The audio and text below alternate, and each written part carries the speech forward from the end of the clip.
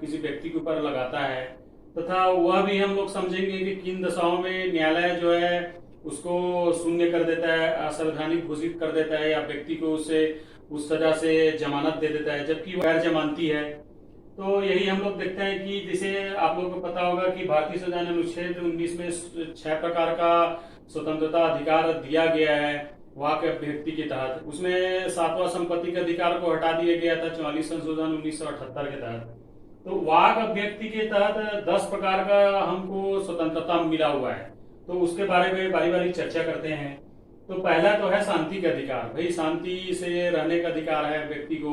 देखे होंगे न्यूसेंस कोई क्रिएट करता है आपके घर के सामने हो हल्ला या सार्वजनिक लोक न्यूसेंस करता है, जो सीआरपीसी 133 में पढ़े हैं और आईपीसी 268 में पढ़े भी हैं हम लोग, तो हम उसको जाके स्वतः या न्यायालय के अनुमति से उसको हटाते हैं। दूसरा है सूचना का अधिकार। देखेंगे सूचना का अधिकार अधिनियम 2005 लाया गया ताकि सरकारी व्यवस्था में जो भ्रष्टाचार हो रहा है उसको पारदर्शिता तथा निष्पक्षता तथा जनता तक शासन व्यवस्था को सुगम बनाने के लिए या उस व्यवस्था को जनता की उपयोगी हेतु सुनिश्चित करने के लिए सूचना का अधिकार अधिनियम लाया गया था। तो ये पाने का हमको अधिकार है। और तीसरा है प्रेस की स्वतंत्रता। देखेंगे प्रेस स्वतंत्र है, उसको कोई मोनिपोली या कोई सरकार या कोई संगठन जो है व्यक्तिगत अपने हितों के लिए उसमें आर्टिकल लेख नहीं कर सकता। वह सार्वजनिक रूप में रहता है और वह संरक्षण का भी रहता है। आगे इसमें देखेंगे चौथा में प्रेस में जो भी प्रसारण होता है उसका न्यायिक रूप से संरक्षण है, इसलिए प्रेस ट्रस्ट ऑफ इंडिया का गठन भी किया गया। और पांचवा है व्यापार को सद्भावना पूर्वक प्रचार प्रसार करने की अधिकार। देखे होंगे हम लोग अपने व्यापार को प्रचार प्रसार सद्भावना पूर्वक, मिथ्या या झूठा फरेब नहीं, आप झूठा या धोखा देके झुसला के या फिर झांसा देके आप विज्ञापन कर रहे हैं नकली माल का, तो फिर उपभोक्ता फोरम के लिए अन्यवाद में चला जाएगा। तो सद्भावना पूर्वक होना चाहिए आपका प्रचार प्रसार जो है। छठवा है फोन टेपिंग के विरुद्ध। आपका फोन जो है कोई टेप नहीं कर सकते। देखे होंगे आए दिन घटना होता है कि मेरा फला फोन टेपिंग हो गया, मेरे वाक अभिव्यक्ति स्वतंत्रता को इम्पीचमेंट किया गया है, ऐसा अपराध या फिर ऐसा आरोप लगाया जाता है। देखे होंगे। सातवां है अपनी विचार और व्यक्ति को प्रचार प्रसार करने की। मैं अपनी लेख को प्रसारण, जैसे मैं ये यूट्यूब में वीडियो बना के प्रचार प्रसार कर रहा हूँ, वो भी मेरा लीगल राइट है।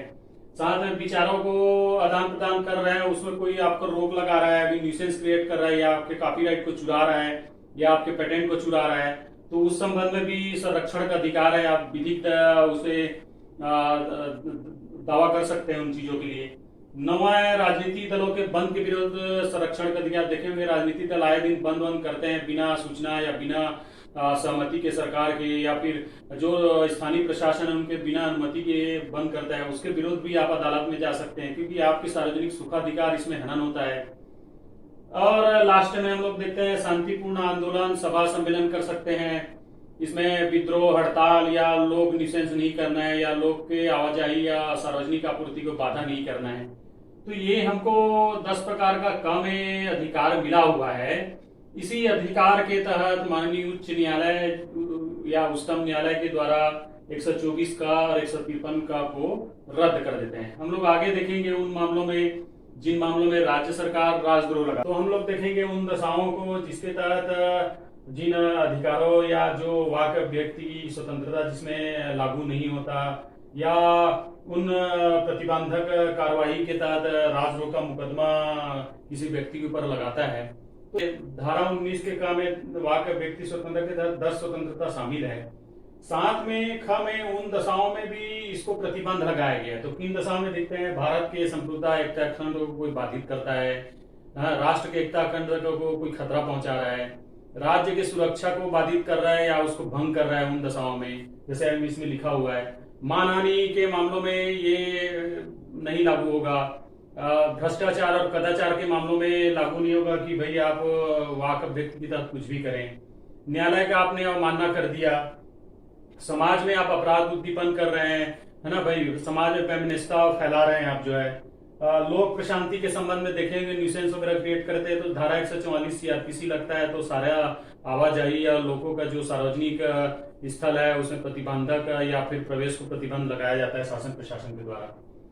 तो इन आधारों को मान के राजद्रोह धारा 124 का और ख लगाता है। वर्तमान में देखे रहेंगे कि छत्तीसगढ़ में ये सब चीज अभी ज्यादा प्रचलित है इन मामलों में। अब देखते हैं धारा 124 होता क्या है। तो इसमें वही है कि एक व्यक्ति अपने अपलेखन, अपवचन या कृत्य, देखिए हमारे अपलेखन, अपवचन या कृत्य को, हमारे जो कोई भी कृत्य है, जैसे हमारा व्यापार करने का या हमारा प्रचार प्रसार करने का या शांतिपूर्ण रहने का, इन सब अधिकारों के तहत हमें स्वतंत्रता है। लेकिन यहाँ क्या बोलता है, कोई भी व्यक्ति अपने कार्य से, लिखकर, बोलकर, ऐसे विधि द्वारा स्थापित सरकार के प्रति क्या करता है, घृणा फैलाता है, उसका अवमानना करता है ना भाई, प्रदीप्त करता है, अपराध से संबंधित अप्रीति फैलाता है, तो उन दशाओं में राजद्रोह 124 का लगेगा। अब धारा 153 का क्या बोलता है, वही व्यक्ति जो अपने कृत्य, अपवचन या अपलेखन से क्या करता है, वह ऐसी व्यवस्था या ऐसी सुव्यवस्था जो जाति, धर्म, लिंग, जन्म, मूल स्थान या भाषा या फिर सौहार्द के रूप में व्यवस्थित है, उसमें क्या करे, वही करे, क्या करे, घृणा फैलाए, मानना करे, प्रदीप्त करे, अपराध को उद्दीप्त करे या शांति भंग करे। इन दशाओं में 153 का धारा उसके ऊपर आरोपित किया जाता है। तो ये कारण है कि राजद्रोह कोई भी राज्य सरकार लगाता है, और वो कारण है जिसके तहत माननीय न्यायालय के द्वारा इन धाराओं में व्यक्ति को जमानत देते हैं। और ये भी हिदायत दिया जा रहा है कि वर्तमान में राजद्रोह और ये धाराएं जो अंग्रेजों का समय का है, वर्तमान में इसको लगाना एक युक्तियुक्त उचित नहीं है। तो ये छोटा सा टॉपिक था, राजद्रोह किन मामलों में लगता है और किन मामलों में न्यायालय जो है उसको रद्द कर देता है। तो कैसा लगे वीडियो बताइएगा। Thank you.